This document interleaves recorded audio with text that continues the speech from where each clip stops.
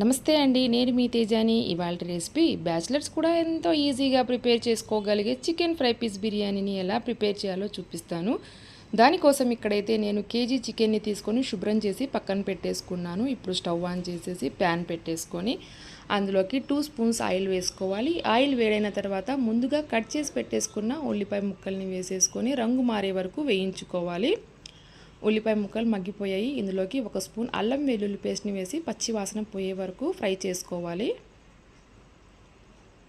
ఇప్పుడు ఇందులోనే 1/2 స్పూన్ పసుపు, 1 స్పూన్ కారం, 1/2 స్పూన్ గరం మసాలా, 2 స్పూన్స్ ధనియా పౌడర్, రుచికి తగినంత సాల్ట్ని వేసేసుకొని ఫ్రై చేసుకోవాలి. నేను ఇక్కడ సేమ్ టైంలో చికెన్ ఫ్రైని రైస్ని కూడా ప్రిపేర్ చేసి చూపిస్తున్నానండి. ఇప్పుడు ఇందులోకి 1 స్పూన్ పెరుగుని వేసేసుకొని కలుపుకోవాలి. ఇప్పుడు ఇందులోనే 1 స్పూన్ కాశ్మీరీ రెడ్ చిల్లీ పౌడర్ని యాడ్ చేసేసుకొని బాగా ఫ్రై చేసేసుకోవాలండి. ఈ మసాలా అంతా ఫ్రై అయిన తర్వాత ఇందులోకి చికెన్ని యాడ్ చేసుకోవాలి. ఈ చికెన్ ముక్కలకు మసాలా అంతా పట్టే విధంగా కలుపుకోవాలి.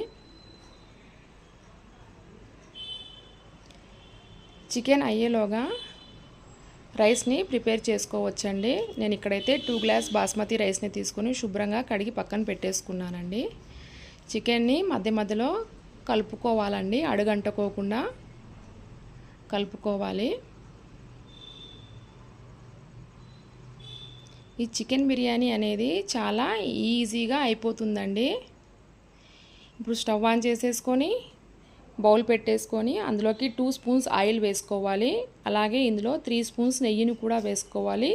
నెయ్యి వద్దు అనుకున్న వాళ్ళు స్కిప్ చేసేసి ఆ ప్లేస్లో ఇంకొక స్పూన్ ఆయిల్ని యాడ్ చేసుకోవచ్చు. ఆయిల్ వేడైపోయింది. మనం ఏవైతే బిర్యానీ స్పైసెస్ తీసుకున్నామో అవన్నీ ఆయిల్లో వేసి ఫ్రై చేసుకోవాలి. అలాగే 2 పెద్ద సైజు ఉల్లిపాయల్ని ముక్కలుగా కట్ చేసేసుకొని ఇందులోకి వేసి ఫ్రై చేసుకోవాలండి. ఉల్లిపాయ ఫ్రై అయ్యేసరికి టైం పడుతుందండి.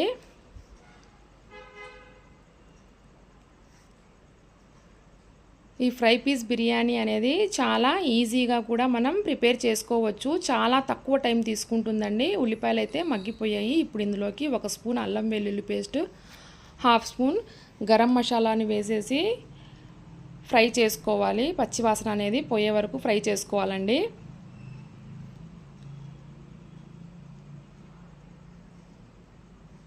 ఇప్పుడు ఇందులోకి 3 పెద్ద సైజు టమాటాలని ముక్కల్లాగా కట్ చేసేసి వేసుకోవాలి. అలాగే 5 పచ్చిమిర్చిలను కూడా కట్ చేసేసుకొని వేసుకోవాలి.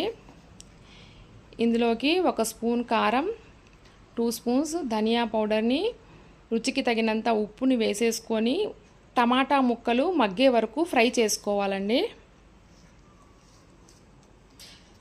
ఇప్పుడు ఇందులోకి కొత్తిమీర, పుదీనాను వేసేసి ఫ్రై చేసుకోవాలి. నేను ఇక్కడైతే 1:2 వాటర్ తీసుకున్నానండి. 1 గ్లాసు బాస్మతి రైస్కు 2 గ్లాస్ వాటర్ తీసుకున్నాను. బియ్యం పాతవి అయితే 2 గ్లాస్ వరకు తీసుకోవచ్చండి. కొత్తవి అయితే వాటర్ కొంచెం తగ్గించుకోవచ్చు.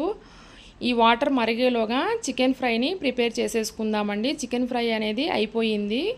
ఇప్పుడు ఇందులోకి కరివేపాకు, కట్ చేసిన పచ్చిమిర్చిని వేసేసి ఒకసారి కలిపేసి పక్కన పెట్టేసుకోవడమే అండి.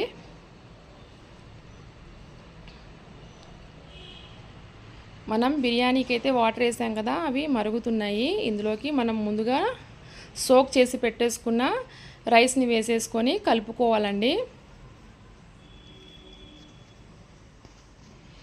క్యాప్ పెట్టేసేసి ఈ బాస్మతి రైస్ని 90% వరకు కుక్ చేసుకోవాలి.